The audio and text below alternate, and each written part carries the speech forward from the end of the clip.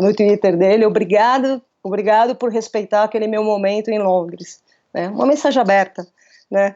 E assim, foi assim, muito legal, porque eu vi que eu fiz a coisa certa, né? Outras pessoas poderiam ter se aproveitado desse momento e fotografar ele chorando, ele lá num canto, eu não fiz, mas eu tive o meu momento que, na verdade, ele abriu a bandeira para eu fotografar, né? E eu acho que isso não tem preço, né, cara?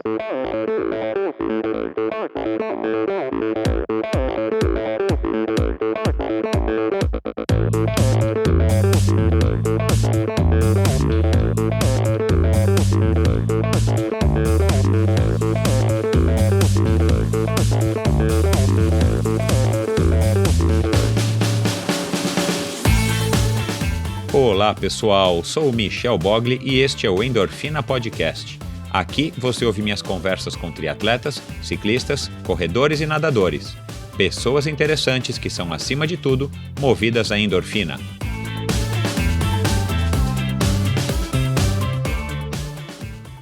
Este episódio é um oferecimento de Bovem Energia. Você sabe como funciona o mercado de energia no Brasil? Você sabe que é possível comprar energia para sua empresa e indústria? Que você também pode escolher de quem comprar esta energia, o que pode gerar uma economia substancial no custo final da sua produção? Conheça então a Bovem Energia. A Bovem é uma comercializadora de energia que também presta serviços de gestão e migração. Assim como meus convidados, para a Bovem, energia é um assunto muito sério. Uma empresa sólida e confiável, com profissionais experientes e treinados para lhe oferecer agilidade no atendimento, robustez e competência na condução dos negócios. Saiba mais em bovem.com.br, boven.com.br. De energia, a Bovem entende. Olá pessoal, bem-vindos a mais um episódio do Endorfina. Essa semana, na segunda-feira, eu soltei o segundo episódio da série especial Brasileiros no Tour de France, com o Mauro Ribeiro. O primeiro episódio foi na semana anterior, com Renan Ferraro, e agora na próxima semana, edição dupla com Luciano Pagliarini na segunda-feira, e o quarto brasileiro a participar do Tour de France, o nosso querido Murilo Fischer, que se aposentou agora no ano passado, então ele é o mais recente aí de todos. Eu procurei seguir essa sequência cronológica. Então, se você não ouviu, vai lá e ouça. Se você tem interesse em conhecer mais algum desses ciclistas, vai lá e confere o episódio da série especial Endorfina Brasileiros no Tour de France. Bom, meu convidado de hoje, Fernanda Paradiso, uma amiga aí de longa data, trabalhamos juntos no Pão de Açúcar aí por muitos anos, e ela é conhecida aí de muitos de vocês por fotografar triatlons e corridas pelo Brasil e pelo mundo afora, e eu resolvi chamá-la para a gente, além dela ter uma história legal, um envolvimento pessoal com a corrida, e ela conta isso aqui também, como é que ela começou, como é que foi o relacionamento dela, como é que é o relacionamento dela com o Vanderlei de Oliveira, que em breve também vai estar aqui conosco, um cara que foi precursor das assessorias esportivas do Brasil, um técnico aí de muita qualidade e bem conhecido aí de todos. Enfim, ela conta aí como é que foi esse começo com o Vanderlei e como é que ela ingressou de uma maneira meio sem querer na fotografia. Ela é jornalista e fotógrafa, ela começou cobrindo corrida e depois ela foi mudando aí evoluindo, vamos dizer assim, caminhando para cobrir também triatlon. Então, uma conversa legal. Ela fala do relacionamento dela com os atletas, principalmente com os atletas de ponta, né? Ela fala dessa relação de confiança que o fotógrafo tem que ter se ele quiser ter momentos especiais, se ele quiser ter o respeito também do atleta, uma relação bem legal. Ela conta, enfim, essa trajetória desde o comecinho, ainda era, como ela diz aí, fotografia de papel, né, que era fotografia que você fotografa e depois você vai revelar, até os dias de hoje, né, com todos os avanços. Ela, uma fotógrafa que teve suas fotos escolhidas para uma exposição especialíssima na Maratona de Nova York. Ela teve 3 ou 4 fotos escolhidas para essa exposição exclusiva de fotos que retratam a Maratona de Nova York. Ela teve em quase todas as maratonas das Majors, está tentando fechar aí agora as Majors. Ela acabou de chegar quando a gente gravou esse episódio de Londres. e ela está planejando lançar um livro aí em breve, que também vai ser divulgado aqui para vocês através do Endorfina. Enfim, ela tem uma relação bem legal aí com muitos atletas que vocês conhecem, e ela dá um panorama geral aí sobre a carreira e a vida de um fotógrafo e jornalista profissional especializado em esportes, que, é claro, não é uma das coisas mais fáceis num país como o nosso, se você não vai fotografar futebol. Então, espero que vocês gostem, uma conversa bem legal.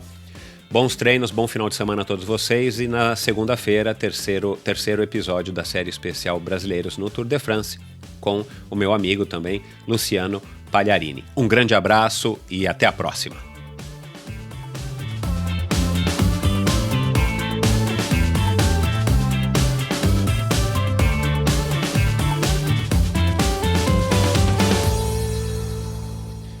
Recebo hoje a jornalista e fotógrafa Fernanda Paradiso. Filha de uma pedagoga, passou grande parte da sua infância e adolescência na escola. Por conta disso, sempre teve muito contato com atividades artísticas. Música, artes, desenho, pintura. Em paralelo, praticou aqueles esportes chamados, entre aspas, de escola, como judô, handebol, basquete, vôlei. Este último levou mais a sério e, federada, chegou a competir alguns anos. Aos 14, perdeu o interesse nas competições, mas nunca o contato com os esportes. Inspirada pelos pais que tocavam piano e pelos irmãos que tocavam violão, chegou a participar de uma banda de música instrumental, também ao piano. Antes dos 17, já ingressara na faculdade de jornalismo e, aos 19, esta palmeirense entrou na faculdade de letras. A agenda, obviamente apertada, afastou da música. Então, já trabalhando como revisora da revista Boa Forma, da editora Abril, foi chamada para fazer uma matéria sobre a corrida. Sua vida desde então nunca mais seria a mesma. Para a reportagem, conheceu o grande técnico e mestre em corrida, Vanderlei de Oliveira, que seria um fator determinante no seu ingresso no mundo das maratonas, como corredor e jornalista. Com vocês, uma das fotógrafas de maratona, corrida e triatlon mais reconhecidas do Brasil, fluente em latim e especialista em detectar erros de português nas redes sociais, minha amiga Fernanda Paradiso. Bem-vinda, Fernanda. Obrigada, Michel. Obrigada por me convidar para participar do Endorfina. É um prazer e vamos lá, vamos conversar. Joia, a gente está gravando esse episódio hoje numa terça-feira. Você acabou de chegar da Maratona de Londres. Você chegou hoje de manhã. Eu agradeço aí por ter encaixado um espaço para o Endorfina na tua agenda. Me conta aí rapidamente como é que foi a viagem, como é que foi a cobertura aí da prova. Havia expectativa aí de quebra de recorde, né? Como muitas provas, 40 mil pessoas largaram e tal. Conta um pouquinho aí como é que foi a tua experiência nesse final de semana. Então, essa foi a segunda vez que eu cobri a Maratona de Londres. Eu já tinha feito a cobertura em 2012, quando eu fui fazer um trabalho para Nike. O Marilson foi tentar bater o recorde sul-americano, né? Era véspera de Jogos Olímpicos lá. Então, assim, eu tive uma experiência só de linha de chegada lá, porque eu tinha que tirar a foto do Marilson. E esse ano, na verdade, eu fiquei solta, fui pro percurso, fez sol pra caramba, então, assim, foi uma prova linda, maravilhosa, mas quem correu sofreu pra caramba.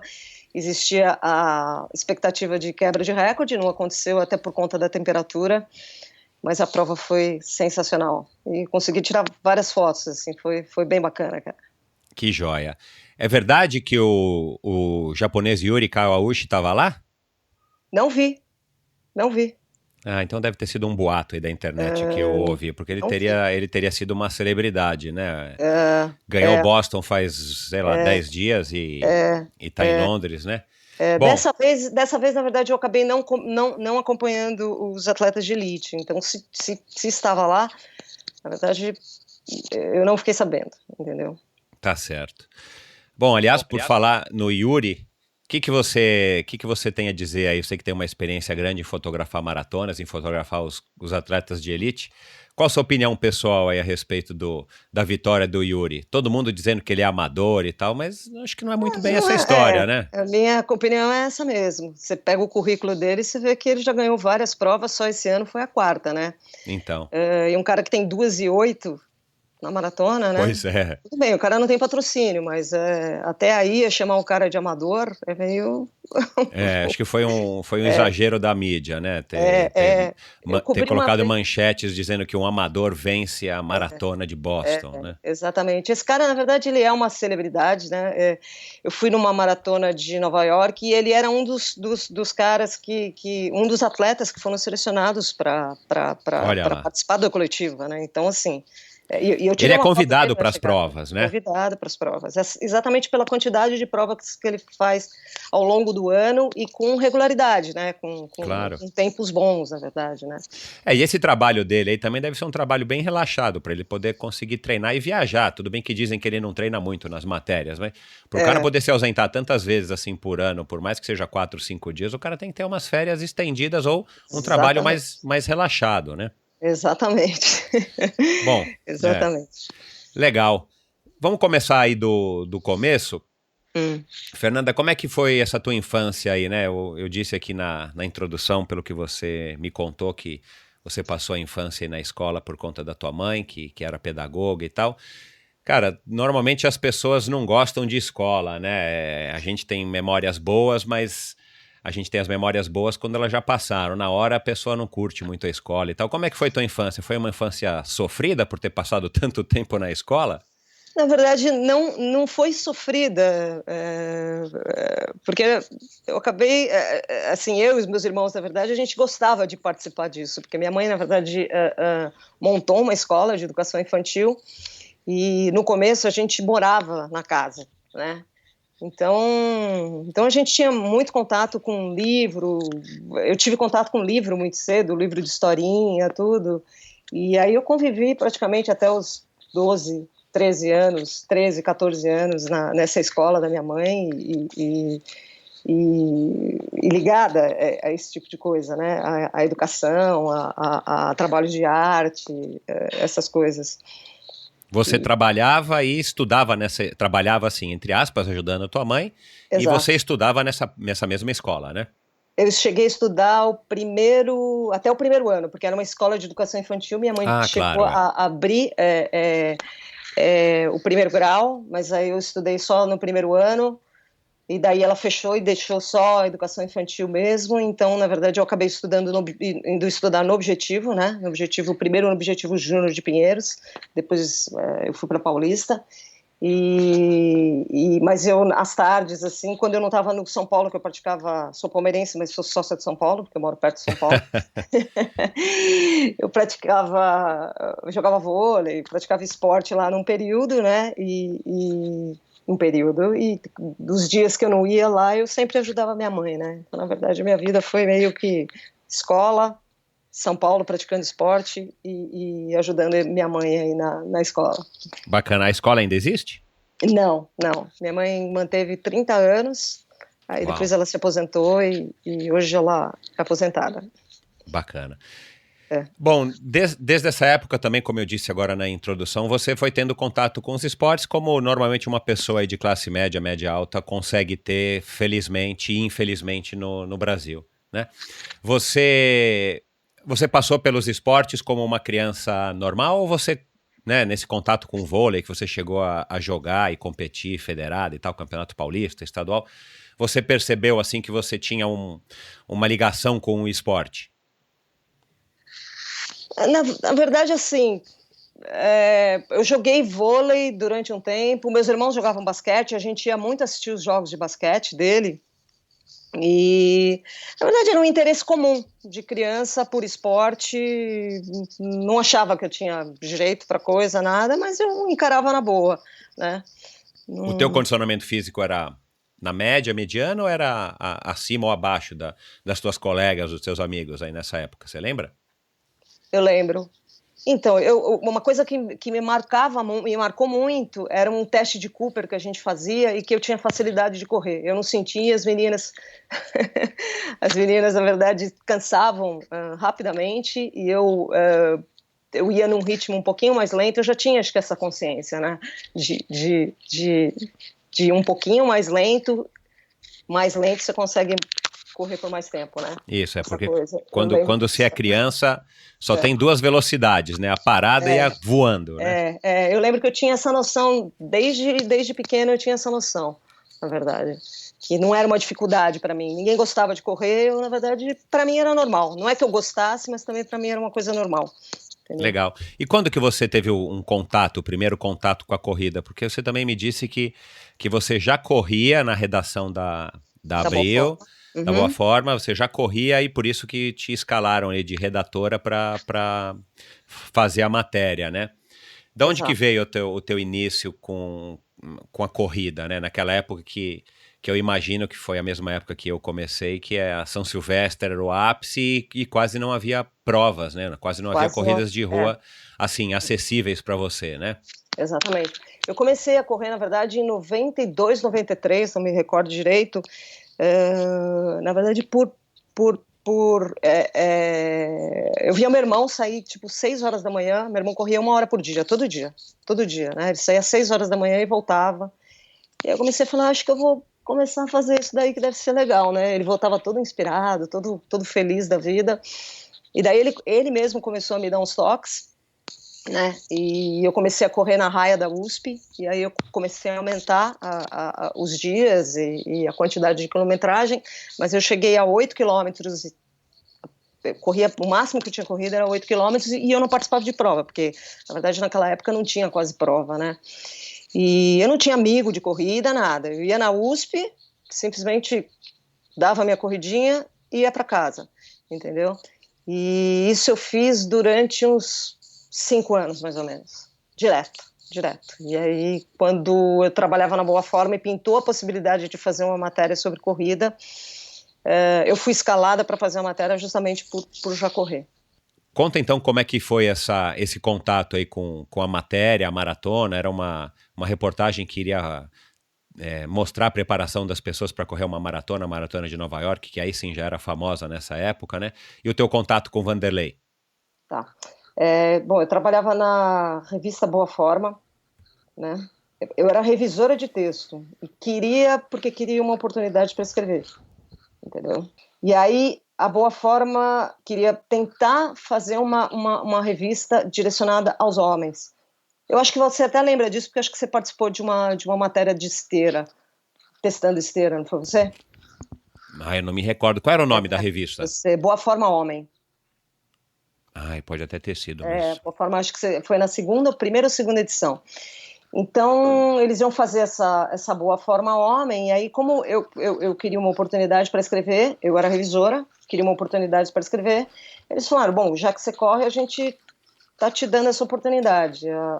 Tem um grupo aí de corrida, que o pessoal está começando, está indo para Nova York, vai um monte de empresário e tal, e tem um cara que leva o Abílio Diniz e tal, a gente quer que você entreviste ele e ele dê 6 meses de treinamento para quem quiser fazer uma maratona, no caso a Maratona de Nova York.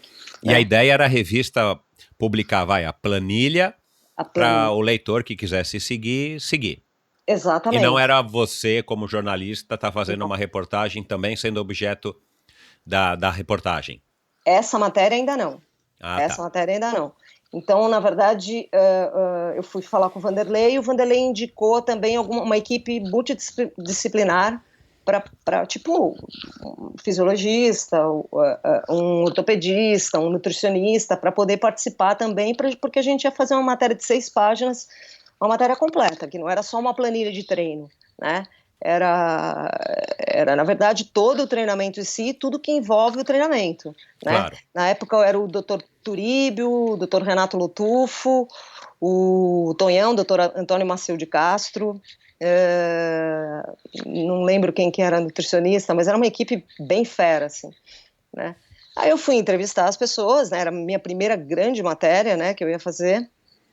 Eu fui entrevistar as pessoas, conheci o Vanderlei, e daí o Vanderlei me convidou, como eu já corria, ele me convidou para treinar com o grupo. Excelente, né? Ele falou, você quer escrever sobre corrida? Então vem treinar para ver o que é treinar, né? Na verdade. Aí eu comecei, enquanto ele estava me dando todo o material para eu fazer a matéria, eu já estava treinando com o grupo, né?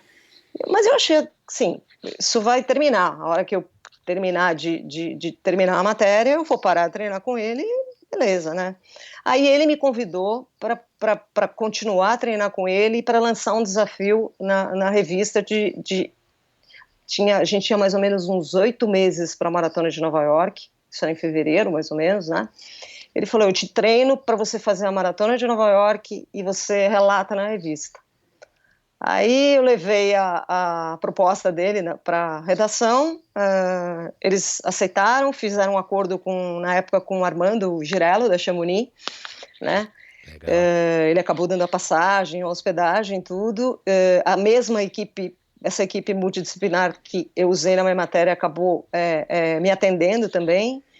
E aí eu fiz a maratona, né, e relatei na edição de dezembro, né, a maratona foi em novembro, na edição de dezembro de 1997, toda essa minha experiência de treino e de participação na maratona. Né, na revista você sabe se essa foi a... Porque isso hoje em dia é bem mais comum, né, Fernanda? Muito comum, muito comum. Você sabe dizer se esse foi o primeiro registro em mídia impressa de um jornalista participando assim ativamente da matéria, correndo uma maratona? Maratona, eu acredito que sim, mas já havia uma matéria com a participação na São Silvestre, que era o César Augusto, lembra do César Augusto, da Globo? Claro, claro. Ele treinou a São Silvestre, foi o Vanderlei que treinou ele para correr legal. A São Silvestre, e na verdade escolheram o Vanderlei exatamente por conta dessa matéria, né? E o Vanderlei tinha treinado o Neto também, que era jogador do Corinthians, que eles queriam botar o Neto em forma para correr a São Silvestre, e ele também correu e relatou, né? Ah, bacana. Mas na maratona eu acredito que eu fui a primeira. Legal, isso com certeza já era uma ideia e uma iniciativa muito legal do Vanderlei de estar espalhando, democratizando e tornando a corrida menos, vamos dizer assim, burocrática e mais conhecida do grande público, né? Exatamente, exatamente.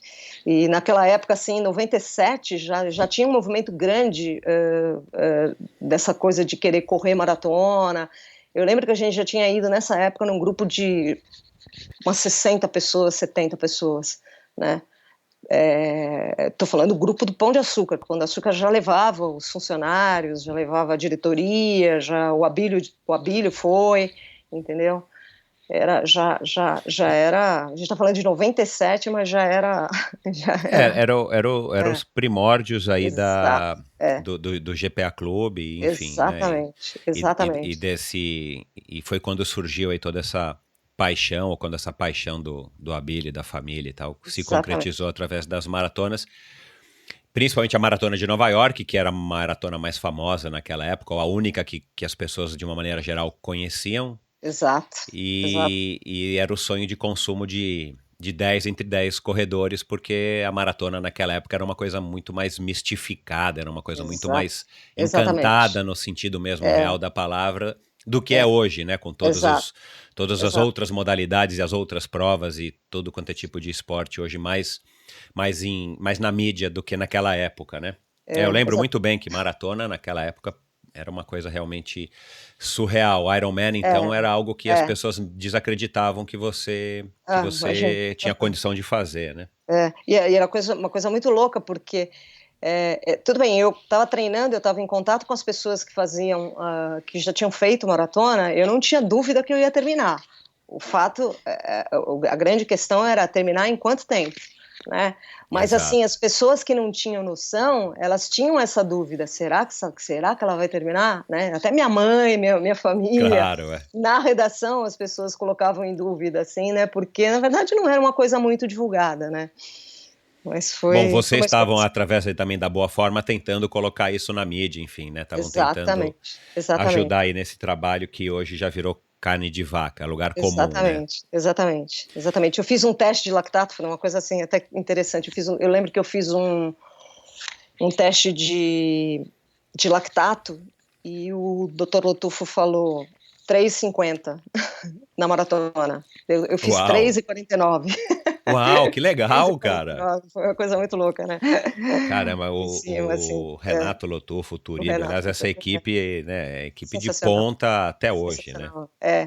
E tinha, na verdade, eu falei do meu caso, falei do César Augusto, falei do Neto, mas o Edgar Freire já tinha participado de um projeto, não era um jornalista, né, mas já tinha participado de um projeto antes de tentar correr, uma pessoa acima de 60 anos, tentar correr uma maratona 65, acho, 65 na época.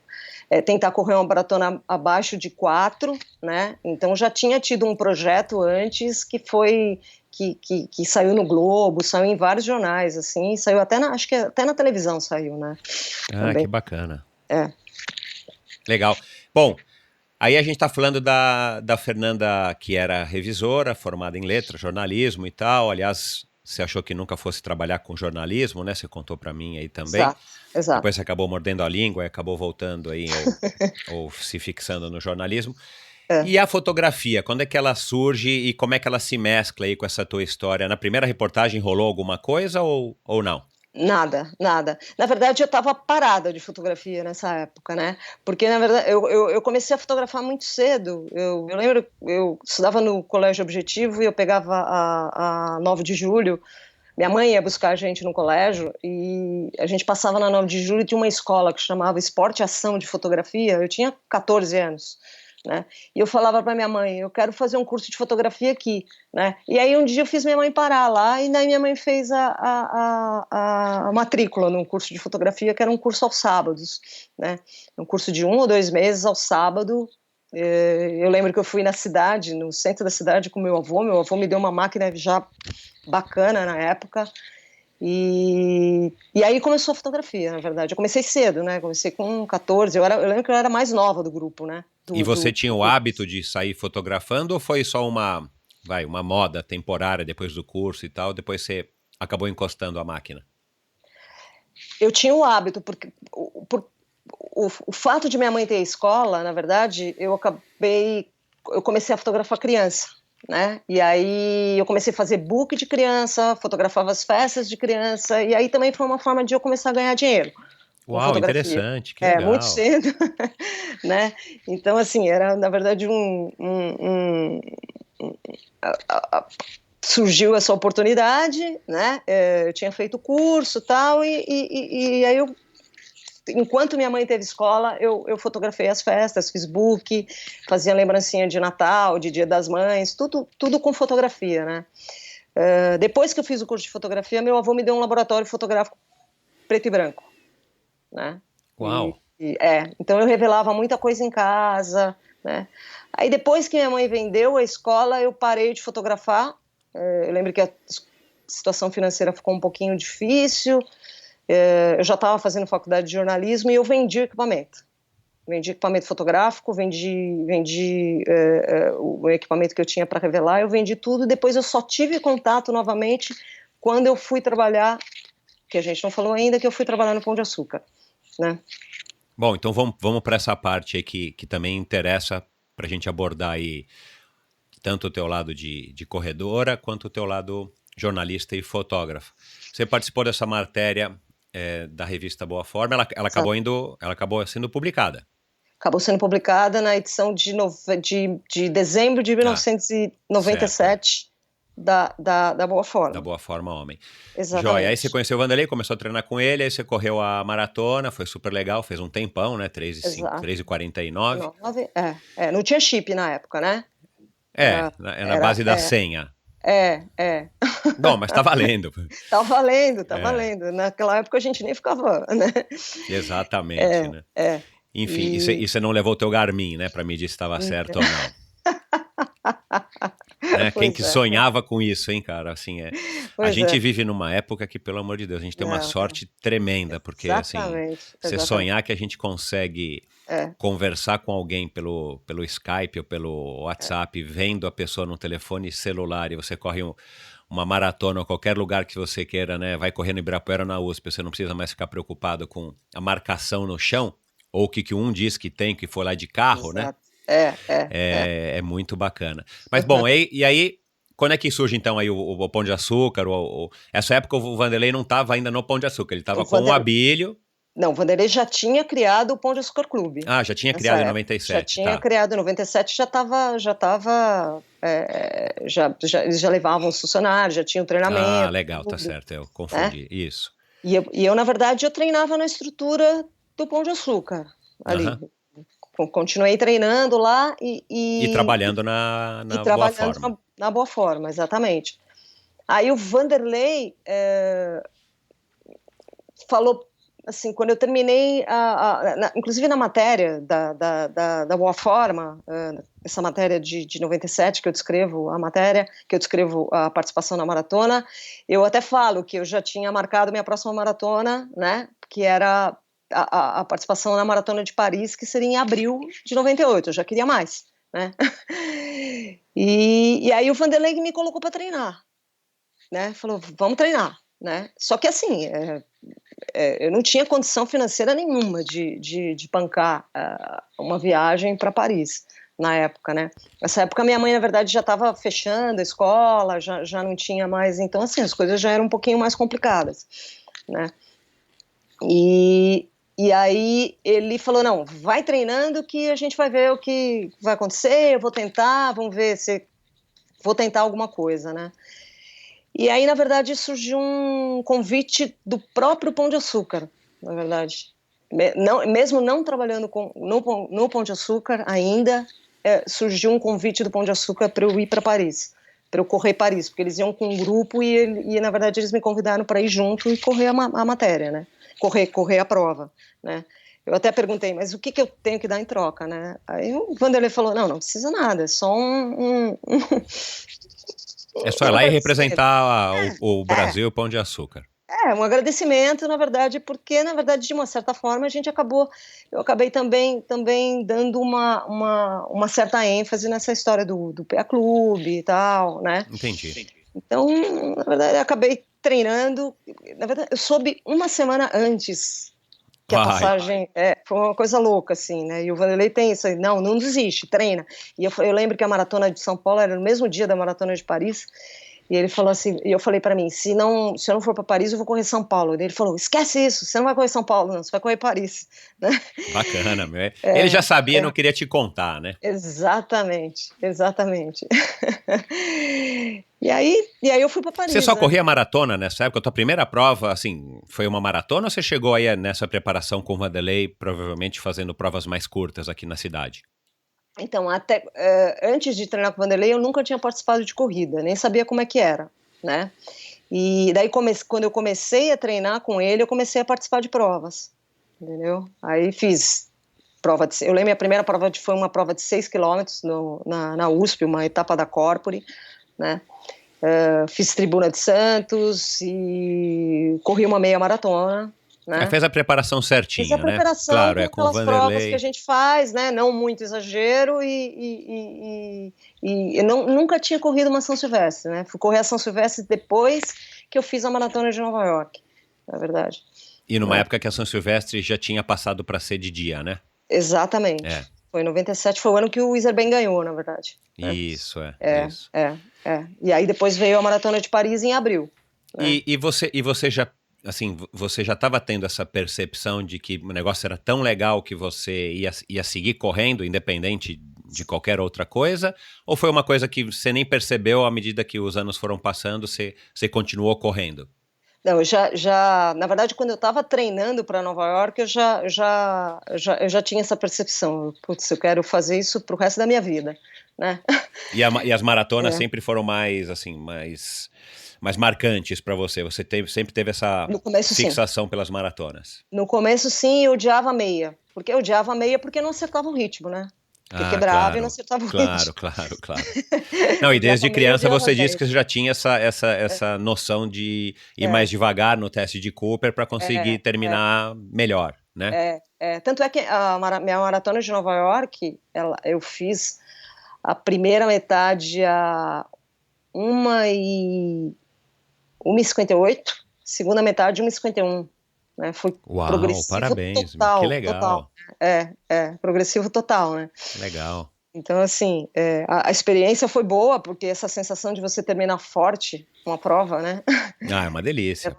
Ainda mais uma maratona, né? A maratona tem tem a dificuldade, tem toda essa história da mística, e é uma prova realmente que demanda muito do ponto de vista físico e psicológico, do ponto de vista pessoal, que você tem que se dedicar muito tempo, você tem que abrir mão de muitas coisas, realmente é uma dedicação, é um feito, né? Exatamente, eu lembro assim que o Vanderlei, que eu falava, que as pessoas falavam, no 30, no 32 não adianta, você vai sentir, você vai quebrar, e aí você vai carregar um urso nas costas, todo mundo falava isso, né? E aí eu, assim, não aconteceu, né?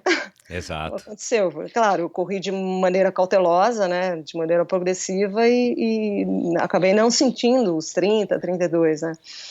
E o Vanderlei falava, eu lembro que ele falava assim, não presta atenção nessas pessoas que ficam criando coisa negativa, né? Falando que a maratona tem uma hora que você vai sofrer, isso é experiência de cada um, não tem nada a ver, né? Legal. Os ensinamentos do Vanderlei são, exato, assim, exato. São muito bacanas, né? Para quem tem Exato. oportunidade, para quem teve oportunidade. Bom, e aí a fotografia? Aí o Pão de Açúcar te chamou numa oportunidade lá de trabalho? O Vanderlei, na verdade, tinha uma ideia de fazer um jornal interno, né? Ah, legal. Que era um jornalzinho que a gente acabou fazendo. E aí ele me chamou, eu não tinha saído ainda da Boa Forma, né? Ele me chamou para conversar. E daí eu tinha feito um projeto e fui apresentar para o pessoal do marketing, né? Projeto. E eu lembro que a Ana Maria Diniz ela ia nessa reunião e ela acabou não indo, entendeu? E aí tinha um monte de gente de RH lá, tinha o Romero, não, o Romero também não estava, na verdade, né? Mas um monte de gente de RH e eles estavam pretendendo fazer um jornal também. Então, na verdade, eu ia competir com eles, né? Porque eles queriam fazer um jornal interno, né? Então, naquele momento, na verdade, deu uma esfriada, a coisa não rolou, né? E daí, isso logo depois que eu voltei de Paris, né? Daí, acho que a Ana Maria, às vésperas do revezamento, você vê como demorou, né? Depois, eu já tinha saído, na verdade, da Boa Forma, né? Porque eu já não queria mais fazer revisão e a oportunidade de escrever, na verdade, era muito, muito pouca que eu tinha, né? Então eu estava meio que procurando outras coisas, né? Tentando fazer outras coisas. E aí eu continuava a fazer freela de texto, mas assim, era muito pouca as oportunidades que eu tinha, né? É aquela coisa, né? As pessoas te veem sempre como revisora. Ninguém vai te ver E você já estava buscando a essa altura, assim, se especializar em fazer trabalhos relacionados ao esporte, ou que pintasse você estava pegando? Não, eu já tinha essa ideia de ficar mais ligado ao esporte, mas eu tinha a ideia mais do fitness, até por causa da minha experiência da Boa Forma, né? Porque eu não tinha ideia, porque a corrida, na verdade, não tinha espaço nenhum, né? Então, assim, eu não pensava em fazer nada. A corrida não era um mercado, não era um negócio nessa época, né? A corrida era um esporte como outro qualquer, né? Exato, exato. Claro que quando surgiu a oportunidade de fazer o projeto pro Pão de Açúcar, eu falei, pô, se pintar um negócio desse, legal, porque eu vou escrever uma coisa que eu tô gostando de fazer. Claro, eu não sabia muita coisa na época, né? Eu tinha pouquíssima experiência, mas você tá do lado de uma pessoa que conhece tudo, né? Claro. E tal, e que tem uns insights legais e consegue, assim, enxergar pauta nas coisas, era muito legal, né? É uma oportunidade também que o Pão de Açúcar estava te apresentando ali, mas quando é que deu, então, afinal? Então, aí o Vanderlei foi numa reunião e encontrou a Ana Maria Diniz, né? Ana Maria Diniz, a filha do Abílio, né? E daí ela perguntou para ele, e aí, o negócio do jornal? Aí o Vanderlei falou, pô, não rolou, o pessoal do RH, tal, não sei o que lá. Daí ela perguntou, o Romero estava nessa reunião? Né? O Romero era o diretor de marketing já na época, né? Daí o Vanderlei falou, não estava, só estava o pessoal do RH. Ele falou assim, então marca uma reunião com o Romero. Aí a coisa ia andar. Aí assim, foi final de agosto, a maratona de revezamento era setembro, né? Sei lá, de 19, 18 de setembro, né? Sempre mais ou menos nessa data. E eu fui para uma reunião com eu, Vanderlei e o Romero. E aí o Romero, na verdade, ele tem uma visão assim absurda, né? Tinha uma visão incrível. E aí ele pegou o boneco, na verdade, o que eu fiz, e falou: se eu aprovar esse orçamento, você consegue lançar para a maratona de revezamento? Eu falei, claro. Fácil. É. Claro, né? A oportunidade que eu tinha. Ele falou, então Exato. tá, ok. E, na verdade, comecei a trabalhar no Pão de Açúcar assim, né? Aí eu fiz esse primeiro jornal que saiu na Maratona de Revezamento de 1997, foi o ano que os portugueses vieram para cá, Sim, eu lembro, é. né? É, E você fotografou também para esse jornal, aí você já não, fazia tudo. não, só escrevia.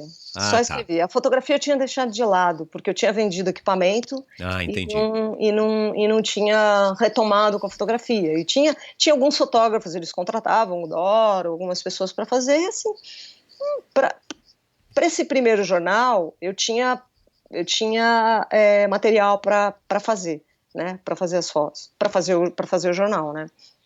Entendi. Aí, na verdade, à medida que foi passando o tempo, eu comecei a sentir necessidade de ter foto, Claro, né? você já estava com a matéria, enfim, você estava já É, bolando na tua cabeça, era mais exato. fácil você mesma fotografar, já É, que você tinha habilidade, né? exatamente. Aí eu comprei uma câmera fotográfica. Eu falei, quer saber? Eu já vou nos eventos mesmo, eu não vou ficar dependendo de ninguém. Eu Isso. mesmo vou comprar uma câmera fotográfica, né? A situação financeira já estava melhor, porque eu também já estava com um contrato, né? Era um contrato PJ que eu tinha assinado com o Pão de Açúcar, né? E falei, meu, vou investir nisso daqui e vou fotografar, né? Mas assim, minha experiência era foto de criança, né? Claro. Eu Já sabia, tinham se passado aí alguns anos que você estava exato, afastada também da exato, fotografia, né? exato, assim. Então, assim, eu E nessa penei, época já estava começando a foto digital também, né? mas pouquíssima gente tinha equipamento Ah, digital. Era muito porque caro, era muito caro. caríssimo, claro, Era tá, muito caro, muito caro. Né? tá, Então, assim, a gente trabalhava com câmera de papel mesmo, né? entendi. E só que assim, você não pode errar, né? Papel você não pode errar, você não vê o que você está fazendo, então assim, eu Exatamente. sem experiência nenhuma, eu lembro que eu gastava rolos de filme, assim, saía tudo desfocado, né? Porque eu tinha experiência, né?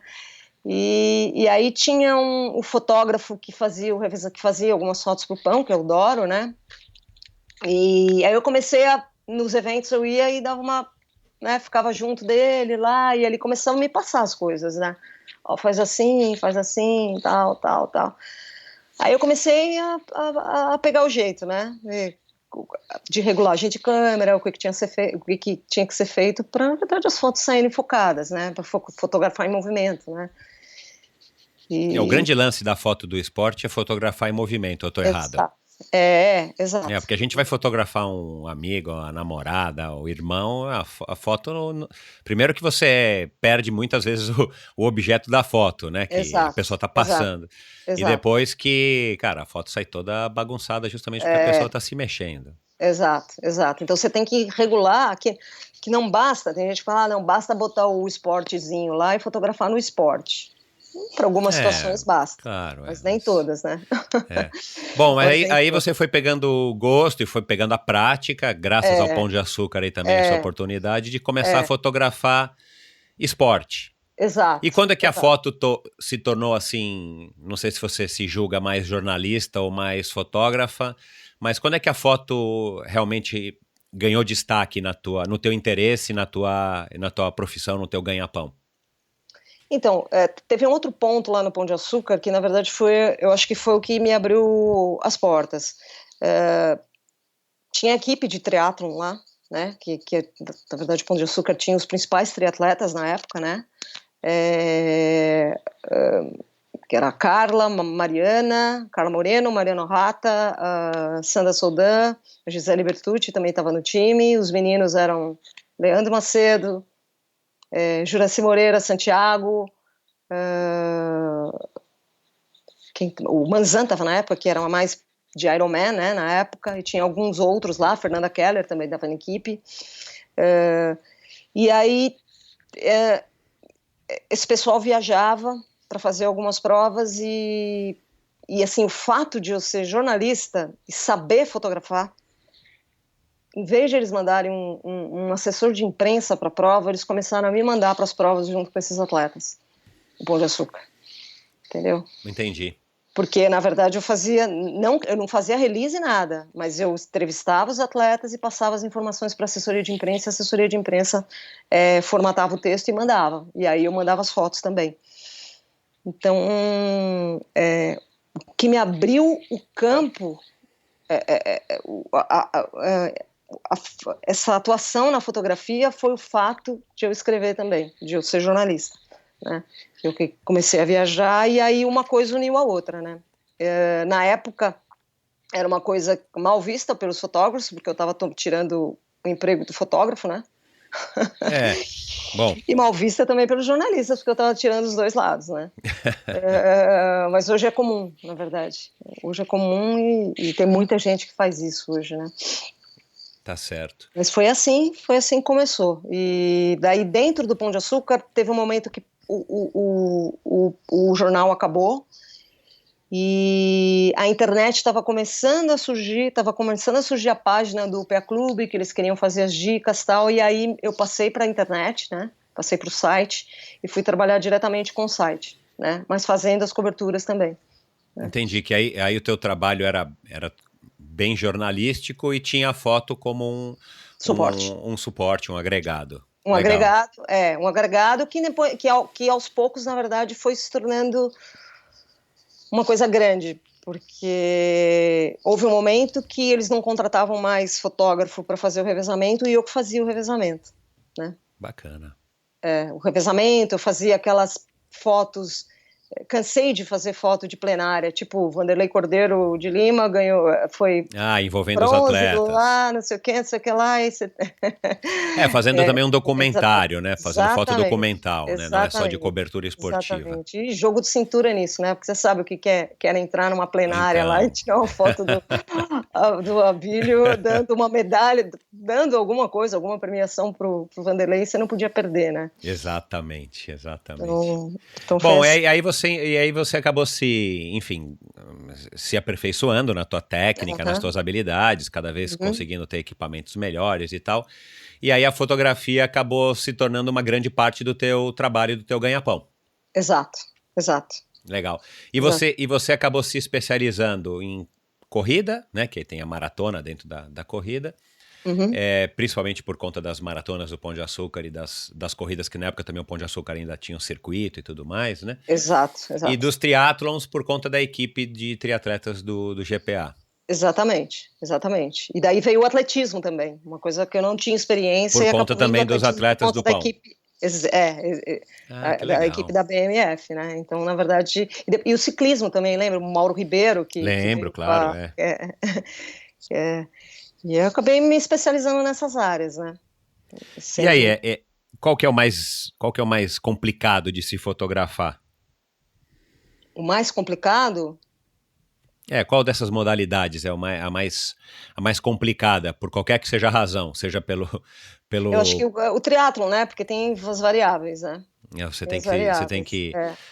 tem que se virar para cobrir as três modalidades, sair correndo literalmente. Exato. Né? E aí tem o feminino e o masculino. O masculino anda muito mais à frente, né? E aí a prova vai tendo um gap aí que você não consegue preencher, né? Então, e às vezes você tem que estudar muito o percurso, tipo num Ironman de Florianópolis, ver onde é que cruza aqui, aí eu posso pegar o feminino. Para poder se planejar, né? Exatamente. Ou numa situação que você vai e divide o trabalho. Eu fico com o feminino e você fica com o masculino. Né? Sim, claro, Aí quando você tem um assistente ou alguém para te ajudar. Exatamente. Agora, explica aqui para o leigo, eu inclusive, né? E hoje em dia com a proliferação das redes sociais, todo mundo hoje é fotógrafo, todo mundo hoje é gerador de conteúdo, a gente vai conversar um pouco disso também lá mais para frente. Mas assim, a gente tem a impressão que você chega lá no dia e você fala, bom, agora eu vou fotografar, começa a prova, começa o triatlon, começa a corrida, e você pega uma moto ou a bicicleta, ou sei lá, fica parada no lugar e começa a fotografar. Mas eu tenho a impressão que não deve ser muito bem assim, você deve ter algum planejamento, você deve fazer um plano para no dia da corrida você estar bem preparada para não perder os momentos, porque principalmente maratonas, ou fotografando mesmo para o próprio Pão de Açúcar, você não podia se dar o luxo de perder um momento X, Y ou Z, né? Exatamente. Como é que é essa preparação para você cobrir um evento? Então, primeiro, assim, eu tenho que ter o que o cliente quer, né? O que é prioridade. Aí, dentro do que ele quer, eu vou saber se... já tive proposta de fotografar São Silvestre, que as pessoas queriam que eu fotografasse a largada, o meio do percurso, a chegada. Não dá. Tem que ter um segundo fotógrafo, né? Então, assim, eu tento ver a prioridade de quem está pedindo as fotos, o que precisa, né? E dentro dessa prioridade, aí eu traço um plano de trabalho, né? E aí você tem que estudar percurso, você tem que estudar os atletas, né? Ver quem são os atletas Legal, claro. né? Claro que, assim, hoje em dia, como eu já conheço os atletas, já tenho uma facilidade maior, né? Para saber quem são os principais, né? Se eu estou fazendo o serviço de uma determinada marca, eu vou ficar em cima do atleta da marca, Claro. né?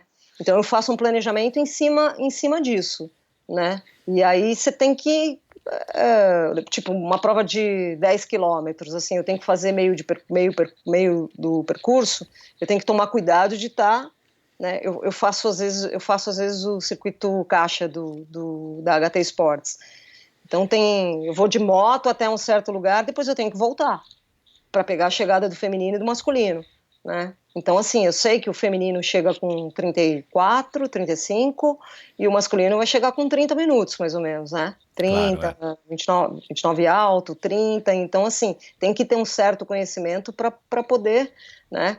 E aí depois, se for o caso, tem que fazer meio de percurso, depois eu saio para o meio do percurso para tentar fazer, né? Aí, às vezes, saio no sentido contrário, aí depende, né?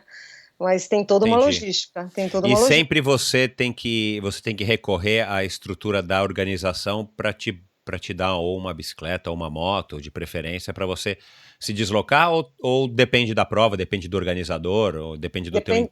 Depende da parte. Se eu estiver fazendo por organizador, em geral, eu tenho o transporte, né? Eu tenho como me locomover. Sim, Se eu não estou fazendo e eu não sou oficial, né?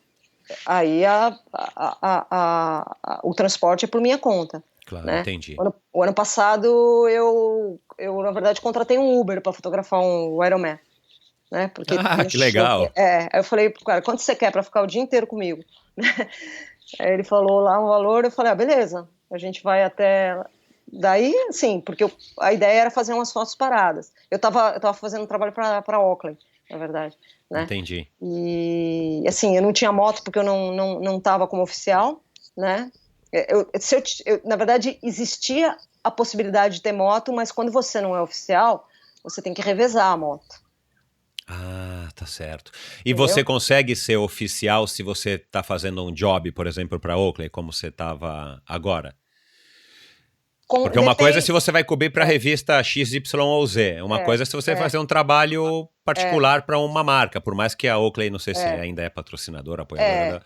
Às vezes, sendo patrocinador, é possível. Fica mais fácil, Fica mais fácil, né? Se, tipo, a Trisport é uma revista oficial. Isso, aí, claro, você consegue, né? Eu consigo fazer, né? Claro, conversando vou fazer um trabalho paralelo, beleza? Né? Claro, nada nas costas, né? Claro, até porque o Sempre teu aberto. trabalho vai ser divulgado depois, né? Exatamente, exatamente. Então, assim, nesses casos, assim, eu consigo ter uma moto para fazer as duas coisas. E, na verdade, o que eu fizer, a Oakley é patrocinador, o que eu fizer para a Oakley, eu estou fazendo para oficial também, né? Claro, você está gerando os caras imagem que são pro evento. patrocinadores, os caras que são patrocinadores da Oakley, provavelmente os caras que vão andar na ponta também, né? Que é o Igor Amorelli, né? Então, assim, é tudo essa questão de tentar casar o que é, o que não é, dá para fazer, não dá para fazer, né? Não tem rotina, não é, Fernanda? Embora a tua rotina seja aí, nos finais de semana cobrir os eventos, cada evento é cada prova é o clima, enfim. Qual foi a maior roubada ou a maior história que você pode contar de uma cobertura que deu certo ou que não deu certo?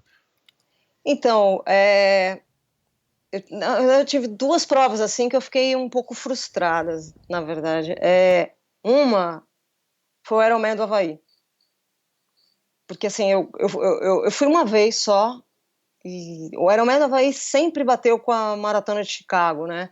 E assim, as oportunidades que eu tive para ir do Ironman para o Havaí, eu fui para Chicago, né? E aí eu tive uma chance de ir para o Ironman do Havaí, pro Havaí, que eu acabei não indo para Chicago e pintou essa chance que eu ia correr uma prova até na Califórnia. E aí o Rodrigo da Trisport, né, falou assim para mim, pô, eu consigo você vai estar na Califórnia, eu consigo te jogar para o Havaí, te pagar a passagem para você ir, você topa? Eu vou, né? Que oportunidade que eu vou ter, né? Claro, eu lembro que eu corri uma prova em San José, na Califórnia, e daí ele me pagou uma passagem para ir para Kona, né? E depois eu voltei. E experiência muito bacana, só que assim, marinheira de primeira viagem total, assim, total. Você foi fotografar, vamos dizer, credenciado oficial. Credenciado oficial para Trisport. Sim. Né? Pela Trisport. Só que assim, eu não conhecia nada da prova, né? Nada. Não sabia onde que podia acessar, entendeu? Não sabia os caminhos. Quem me ajudou um pouco lá foi o Sérgio Mello, o marido da Fernanda Keller, né? Ah, que legal. E aí ele me arrumou um lugar para ir no ônibus, no caminhão que vai que vai com o pessoal do ciclismo, né?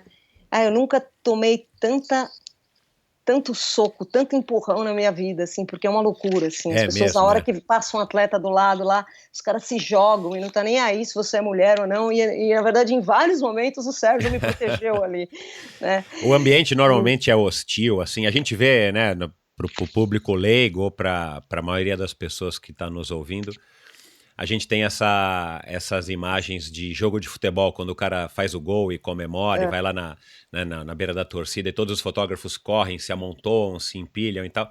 É assim mesmo em todos os esportes, inclusive nos nossos aqui, corrida, triatlon e tal? Então, na verdade, eu acho que aqui o pessoal, o fato de ser um esporte muito específico, de ser muito específico e serem sempre as mesmas pessoas, as pessoas se respeitam mais, né? Mas quando numa São Silvestre, por exemplo, que é jornalista de futebol, que é fotógrafo de futebol de outras áreas, né, que vem, aí é um pouco hostil, assim. Né? Eles olham para você e falam, quem é você? Não te vejo. Eu falei assim, pô, eu tô... tipo assim, porque ele não me vê no futebol, ele acha que eu tô lá... Exato. Mas eu fotografo isso há mais tempo que você, meu amigo.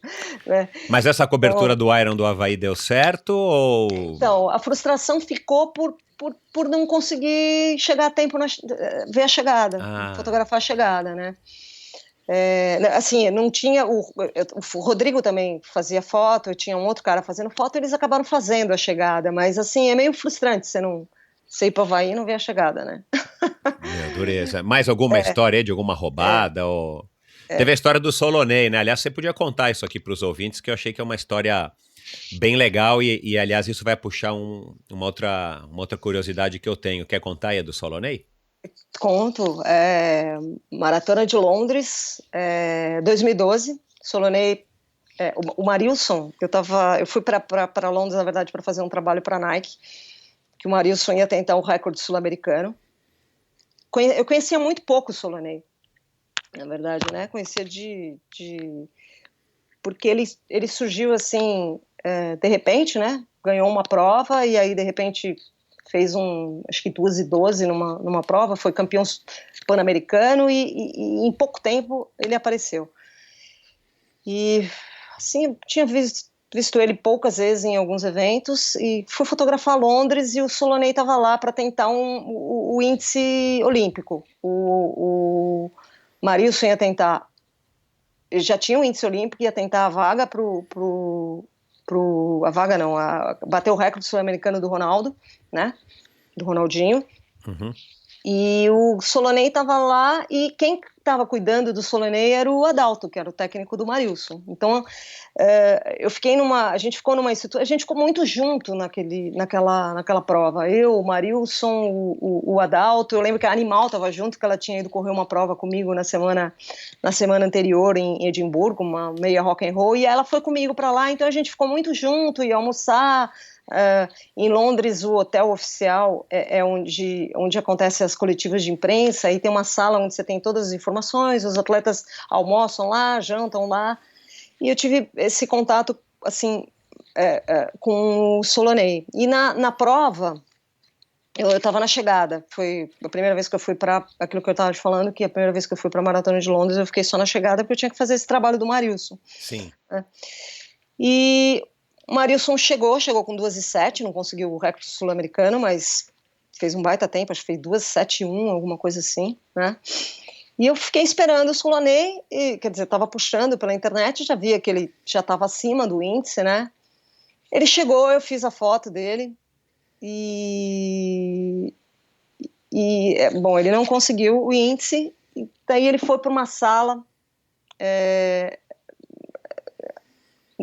onde estavam os atletas, assim, e dava para eu ver ele, assim, ele estava abaixado, com a cabeça baixa, e não sei se estava chorando, nada, mas assim, estava desolado, assim, eu guardei a máquina e não tive coragem, assim, de fotografar, entendeu? Que legal. E eu tinha que pegar um depoimento dele, porque além eu trabalho para a revista Contra-Relógio, e a gente tinha um podcast na época também, Ah, que legal, da não sabia. Contra-Relógio, e aí eu tinha que pegar um depoimento dele, e eu tava assim, putz, conversar com o cara, ele tá mal, né? Mas imagina, o cara perdeu o sonho dele ali, né? Então. O sonho dele, né? E foi uma prova difícil para ele tinha que fazer acho que 2:12, ele fez 2:14, né? Ai. E ele chegou muito mal, assim, e eu lembro assim, eu guardei a máquina e parei de fotografar, né? Ainda eu tinha que pegar o depoimento e tal, fui falar com o Adalto, que estava cuidando dele, a hora que você achar que eu posso pegar um depoimento dele, você me dá um toque e tal. Aí chegou um momento lá que o Adalto falou, você pode falar com ele. Falei rapidinho, ele contou a história dele, né? Depois eu não vi mais, isso foi em abril, né? E depois eu não vi mais o Solaney, né? Mas eu fiquei sempre com essa impressão, assim,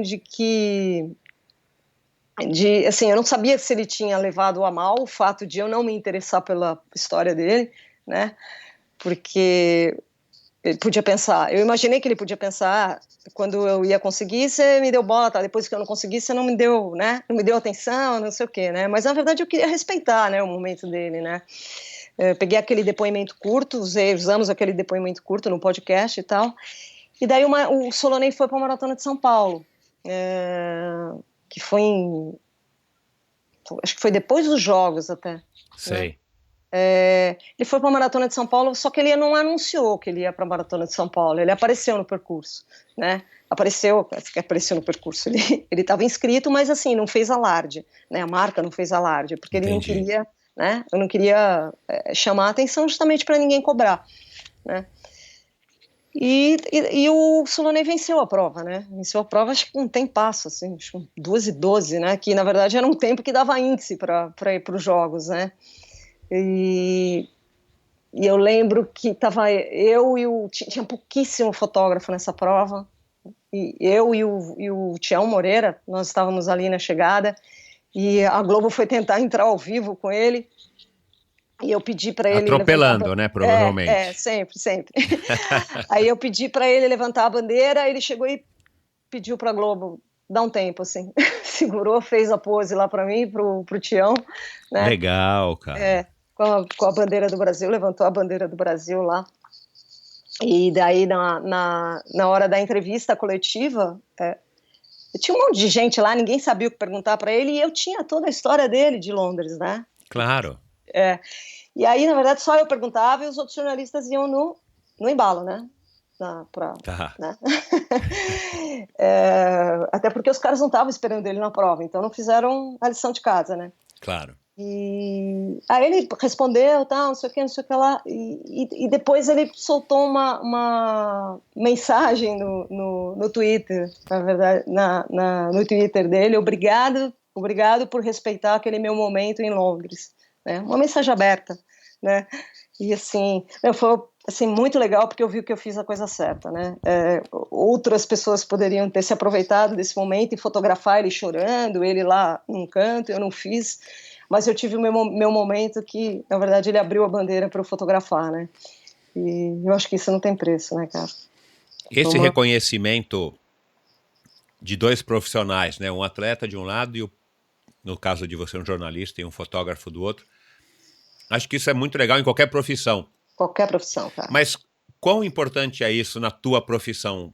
Você tem um relacionamento de respeito e um relacionamento de vamos dizer assim, especial com os atletas que você está acostumado a fotografar no dia a dia da tua profissão. Quanto que isso pesa na hora de fazer uma boa foto ou na hora de conseguir um privilégio como esse que você teve, uma oportunidade como essa que você teve com o Solonei? Putz, pesa total, assim, porque são profissionais que nunca vão deixar de te atender, entendeu? Eu já fiz entrevistas, agora eu tô falando pro lado do conteúdo. O Marilson não é muito de falar. Todo mundo fala, ele não fala muito, não sei o que, não sei o que lá. Eu já fiz entrevistas com o Marilson que vários jornalistas vieram perguntar como é que você consegue tirar isso do Marilson, né? Legal. Eu acho que é uma relação de confiança que você vai conquistando, né? Na hora de você, assim, tem informações assim que o atleta te passa e você sabe que aquilo, mesmo que o cara não fale para você isso é off, você sabe que é off, né? Entendi, Você tem que ter essa sensibilidade. Exatamente. Na verdade, você não é só um gerador de conteúdo e um trabalhador para o veículo tal, você também é um ser humano que tem que entender aquele momento, ainda mais no esporte, né? Porque o esporte é uma coisa que ao mesmo tempo é um show, é um espetáculo, mas é um momento muito íntimo daquela pessoa que treinou X ou que teve a decepção Y, como você também descreveu agora no caso do Solonei em 2012, né? E isso deve ser muito legal da tua profissão, muito legal, né? Você conseguir sacar que você não está só fazendo uma imagem que vai te gerar, né, uma receita no final do dia, mas que você está tirando a foto de um ser humano que está ali no momento super especial da vida dele, da carreira dele e tal.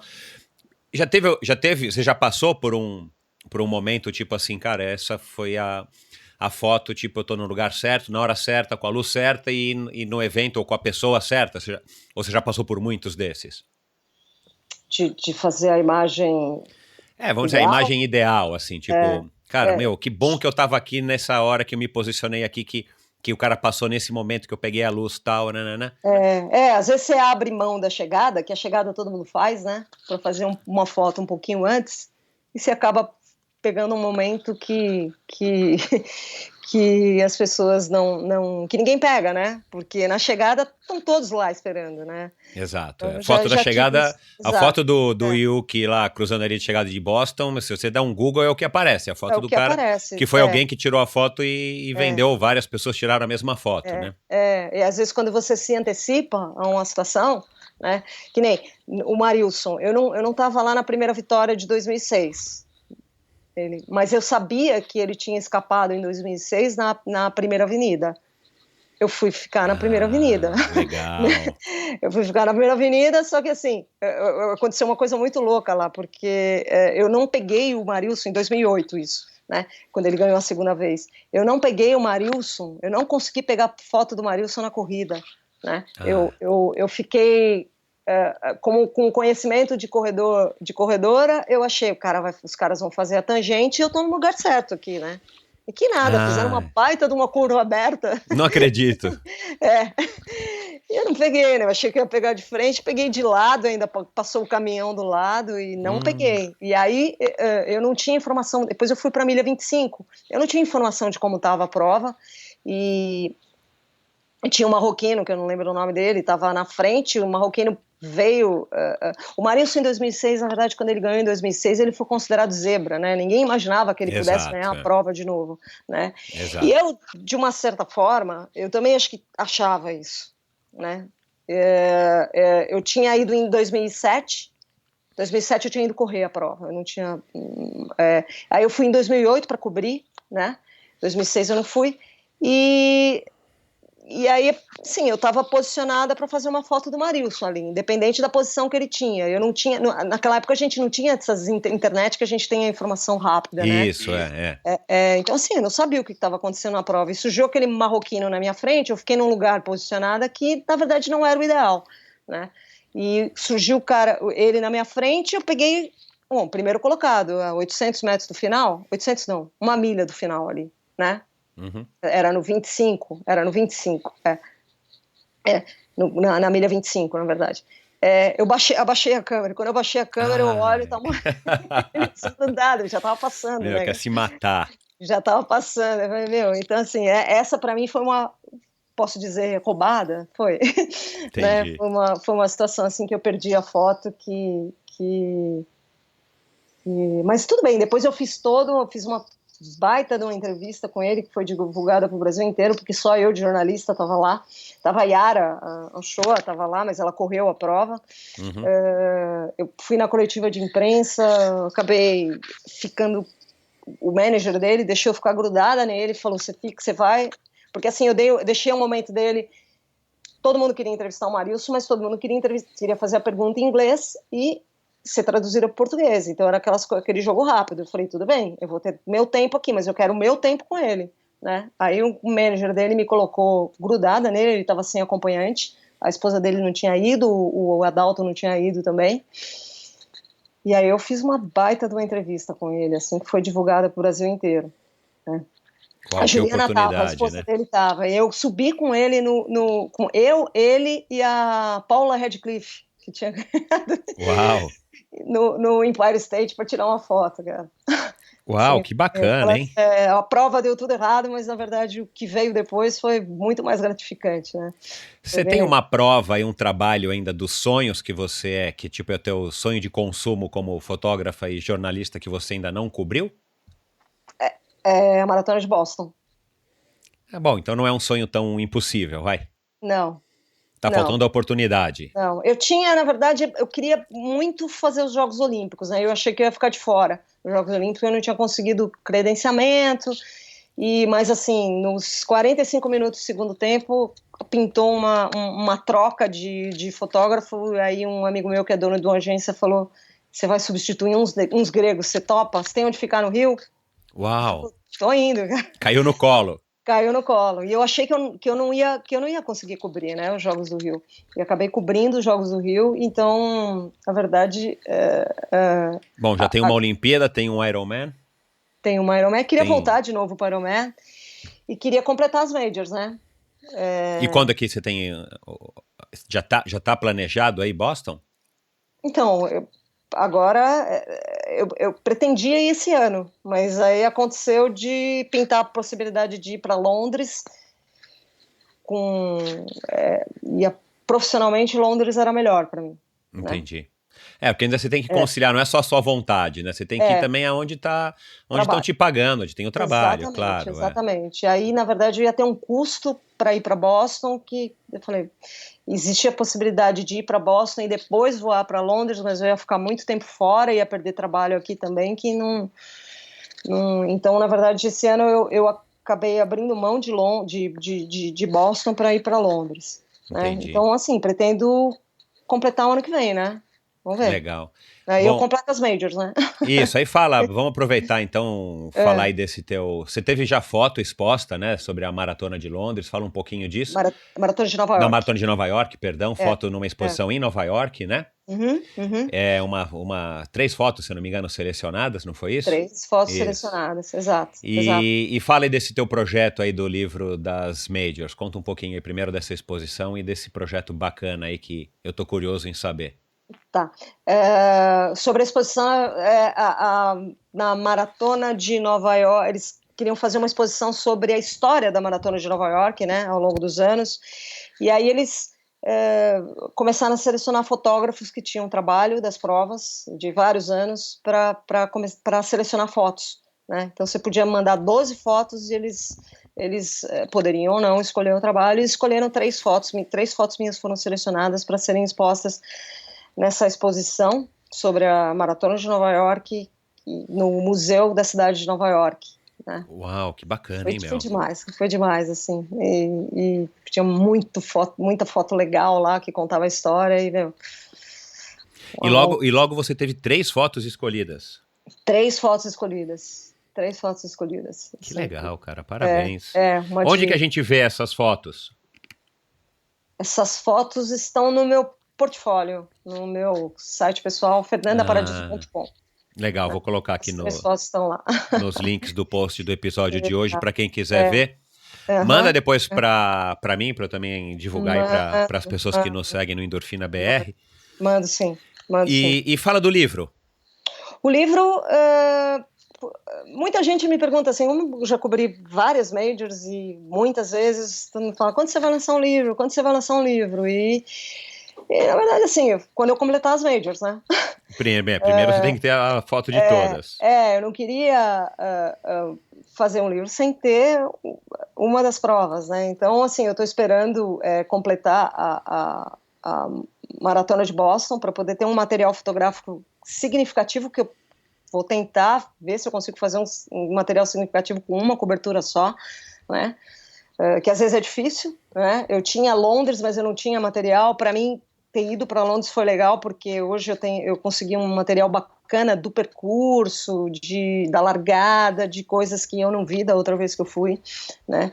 Então, a ideia é fazer esse livro de imagem fotográfica das 6 majors, contando a história de cada uma delas, né? Por meio de fotografia, né? Legal. Como é que você viabiliza um projeto desse? No ano passado, eu fiz um orçamento aí também para ver se eu, de repente, me envolvi aí com um sócio num negócio de livro aqui do triatlon e tal. Eu vi que não é tão simples e muito menos barato, né? Se ainda você quer fazer um registro fotográfico, né? Uma coisa é livro de história, né? De letras. Como é que você viabiliza isso, Fernanda? Eu imagino que embora você já tenha anos e anos de carreira, o fotógrafo de esporte aqui no Brasil não deve ser a coisa mais bem remunerada do universo, né? Então, eu imagino que você não consiga bancar isso do próprio bolso ou como um investimento para depois faturar vendendo. Como é que funciona isso? Então, eu tenho, assim, editora interessada, mas eu não sei se na hora H vai viabilizar. Porque uma saída é a editora bancar isso, arriscar tal, investir, né, exato, e transformar isso, quem sabe, num produto. Exatamente. Mas, assim, isso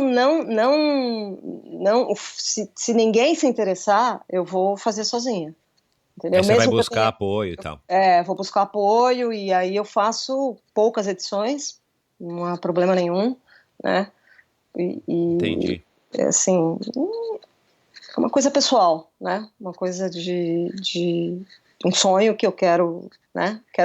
Antes de escrever um livro e plantar uma árvore antes de morrer, você vai publicar um livro não escrito, mas fotográfico, que é super legal, né? Tua profissão. Exato. E eu acho que é bem significativo, né? Porque tem as 6 grandes maratonas, né? Tem 6 grandes maratonas e acho que é um produto legal. Dá um livro assim, desses livros decorativos, livros de mesa, fabuloso para quem faz esporte, né? Para quem curte corrida, triatlon e tal. Exato. Vamos ver. E aí, disso pode gerar outras coisas, né? Pode gerar palestra, pode gerar exposição fotográfica também, né? Claro.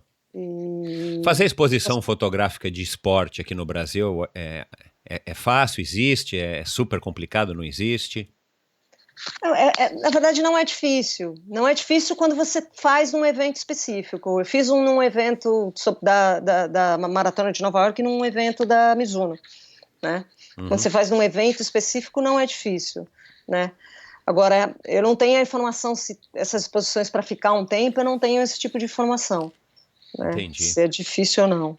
Entendi. É uma coisa que eu vou ter uma informação que eu vou ter que correr atrás quando eu quiser tornar isso viável. Claro. E como é que tá você hoje, a Fernanda, hoje com mais de 50 anos, fazendo maratona, como é que você tá ativa hoje na sua corrida, do dia a dia? Eu tinha dado uma parada de correr, porque eu estava viajando demais, e aí não estava conseguindo dar conta, estava cansada, aí eu voltei a correr, fiz a volta à ilha agora. Uau, né? bacana. Um grupo, e assim, vou voltar a participar de provas mais curtas, né? Por enquanto, até porque meu volume tá mais baixo agora. Entendi. Mas eu quero ver se eu consigo fazer, tem a estreia da meia maratona de uma meia rock and roll na América do Sul, que vai ser no Chile. Ah, que legal, os caras estão vindo para cá, Estão vindo para cá, ó, que legal. Eu fiz a estreia na Europa, que foi Edimburgo, e eu quero fazer a estreia então vamos ver se eu consigo, acho que até lá eu consigo estar bem para voltar a correr meia maratona. A maratona eu não corro desde 2009, né? Você correu quantas? Você tem isso contado? Corri 9. Ah, legal. 9. Um número excelente, né? 5 Nova York, 3 Paris e uma em Harrisburg, na Pensilvânia, foi uma tentativa de conseguir o índice para Boston, né? E uma tentativa frustrada. Você não conseguiu? Não. Mas eu sempre tive índice para Boston. Entendi. Só que quando pintou a oportunidade, eu fui fazer trabalho. Eu trabalho para Câmara Turismo, né? Que leva os brasileiros para. Por isso que eu viajo bastante também, consigo viabilizar bastante essas viagens. Você é contratada deles para fotografar os grupos que eles levam para correr aí pelo mundo. Exatamente, para fazer as redes sociais, para fotografar o pessoal, para fazer as dicas, para fazer conteúdo, né? E eu, no meu contrato de trabalho eu tenho algumas provas majors que eu vou ao longo do ano, né? E a Major de Nova York também, que a Major de Nova York acontece em março, né? E alguma outra prova que pode pintar. E aí você tentou pegar o índice nessa aí de Harrisburg? Eu tinha, na verdade, no meu acerto com a Camel, quando eu comecei a trabalhar com a Camel, eu tinha uma viagem para tirar para Boston. Só que eu não queria ir para Boston, na época eu ainda corria, eu ainda estava correndo maratona, estava assim, ativa nessa coisa de maratona. Depois eu, na verdade, acabei desistindo, acabei indo só para meia, né? Sei. E aí eu falei, bom, tudo bem, mas eu quero ir com índice, né? Eu quero correr, quero ir para correr, quero ir com índice. Daí fui ver, meu índice não valia, porque eu tinha feito maratona em 2007, né? E aí não valia, isso foi em 2009, era para correr em 2010. Eu tinha que renovar o índice, né? E aí eu escolhi uma prova, eu fui cobrir a maratona de Nova York e a prova era na Pensilvânia, né? Em Harrisburg, na Pensilvânia, eram 3 horas de trem na semana seguinte. Só que eu fiquei quebrada de cobrir a maratona de Nova York, porque eu andei pra caramba. Imagina fazer uma maratona depois. Não é a melhor estratégia se você quer tempo, né? Ainda mais um índice para Boston. Daí uma coisa que eu aprendi, né? Prova, primeiro corre a prova, depois trabalha, né? Aliás, hoje eu faço isso. Aliás, você que tem bastante contato com o Vanderlei. Qual foi a lição mais valiosa que o Vanderlei te passou? Eu sei que ele passa muitas lições, o cara é uma enciclopédia, uma bíblia, o cara é um mestre, como eu disse aqui na introdução da nossa conversa de hoje. Mas qual foi a lição mais valiosa que você aprendeu do Vanderlei até hoje? O Vanderlei é um cara muito, muito positivo, né? Então, assim, eu lembro, desde que eu comecei a treinar com ele, que ele pedia para eu não ser negativa com os pensamentos, acreditar que as coisas sempre vão dar certo e ter pensamento positivo nas coisas. Eu acho que isso foi a maior lição e eu lembro até hoje, assim, sempre. Ele fala. E me afastar das pessoas negativas, né?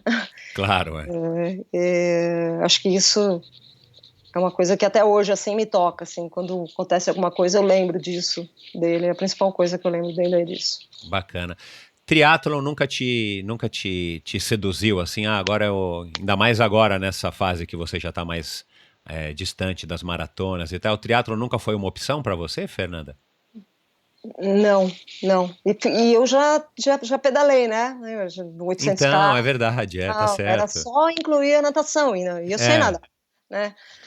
Mas não é uma coisa que te despertou vontade, assim, a ponto de querer se dedicar e participar de alguma prova ou outra? Não, porque, assim, eu acho que assim, que você tem que ter, não, determinação eu acho que eu tenho, né, mas eu acho que o tempo que você despende para um treinamento de triatlon é muito grande, né, e aí sim, aqui a gente tem essa dificuldade de nadar, você precisa ter um lugar para nadar, aí pedalar, você precisa, aqui em São Paulo já é mais perigoso, daí... Quando eu pedalava, eu lembro que a gente dependia muito de alguém para ir junto, porque ia para a estrada, tinha que ir com alguém. E eu gosto, na verdade, assim, a corrida para mim, eu desço aqui do meu prédio, saio correndo aqui pela rua e beleza. A praticidade da corrida então, assim, isso acho que pega bastante, assim. Entendi. Essa coisa de eu não ter ido para triatlo, não porque eu não gosto, eu acho muito bacana, mas não me vejo, nunca me vi fazendo triatlo, nunca me vi. Legal.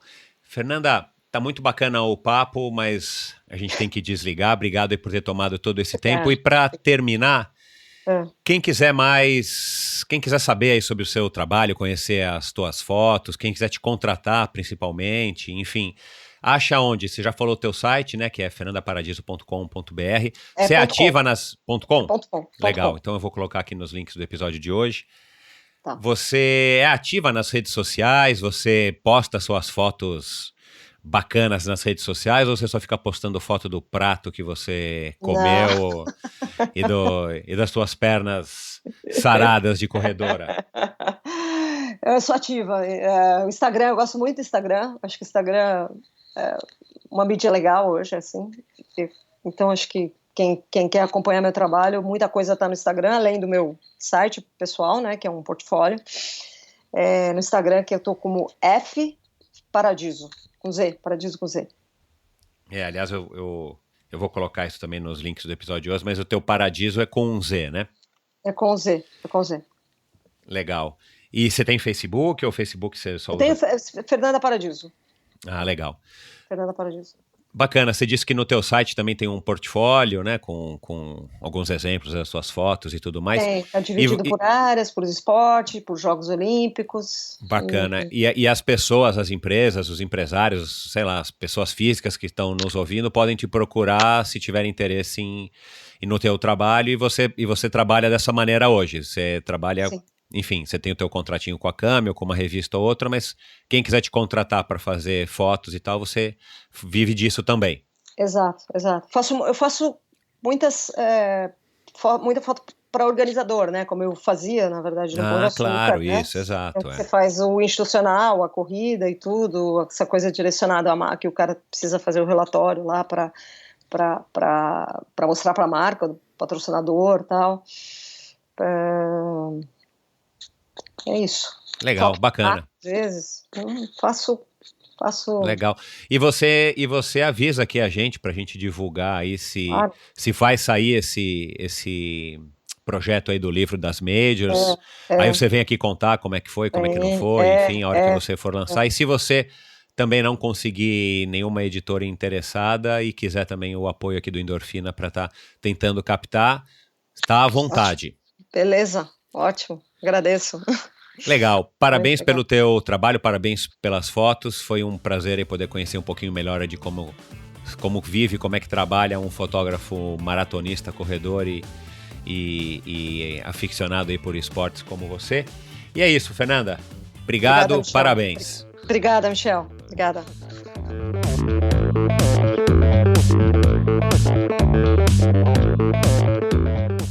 Este episódio foi um oferecimento de Bovem Energia. Você sabe como funciona o mercado de energia no Brasil? Você sabe que é possível comprar energia para a sua empresa ou indústria?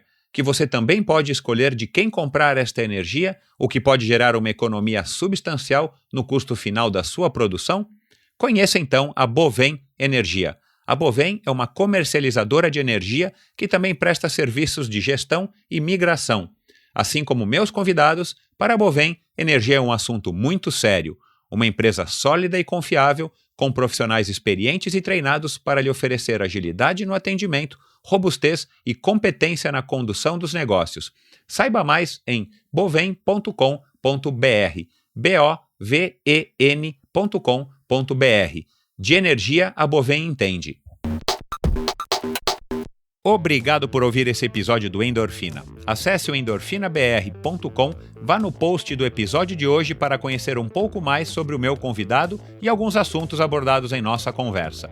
Lá você ainda encontra todos os episódios do Endorfina e uma galeria de fotos da história do triatlon brasileiro. Se você curtiu, colabore assinando o Endorfina na iTunes Store ou Spotify e compartilhando com seus amigos. Lembre-se de enviar suas sugestões, críticas e comentários através do perfil EndorfinaBR no Instagram ou através do Endorfina com Michel Bogli no Facebook. Um abraço e até a semana que vem.